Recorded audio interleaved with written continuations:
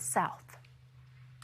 The university at Albany and the New York Power Authority just announced the completion of their joint solar panel project. The nearly 5,000 solar panels makes it the largest state university solar array system. This is a major step towards the university's goal of reducing their carbon footprint by 40% by 2030. Really an incredible project here. Here to tell us more about how they turned unused space into an energy saver is Senior Research Associate at the University of Albany's Atmospheric Science Research Center, Richard Perez. Richard, thanks so much for being here.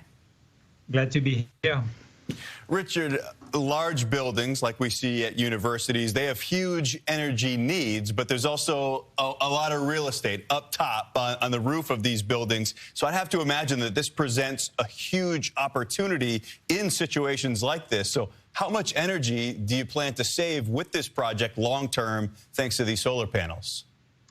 We're planning to save about 2.5 million kilowatt hours per year,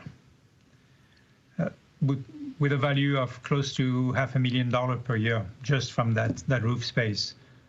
So for me, it exemplifies what could happen everywhere in New York State and in other states as well. There is so much real estate on roofs, not only university roofs, commercial roofs, or even residential roofs. If you add it all up, in New York, we calculated that you could produce roughly half of the electricity of the state just using the roof space and solar.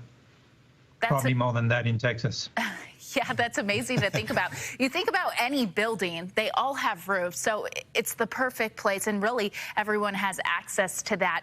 Do you think this will really encourage other companies as well as university to use their own roofs for energy-saving projects like yours? Absolutely. It's the good thing is that the technology is getting cheaper, it's getting better. So this first in our university, but it's going to be easier and easier as we move in the future. Next question's kind of a two-parter. I have to imagine that unlike we see in fields with solar farms, there's going to be some extra challenges that you had when you're installing a complex, an array, on a rooftop like this. So is that a huge challenge? And also, there are some folks that don't love the look of a solar array out in a field. So is this a good way to kind of reduce that problem? This is unused space on a roof. Yep, it's a good complementary to solar fields.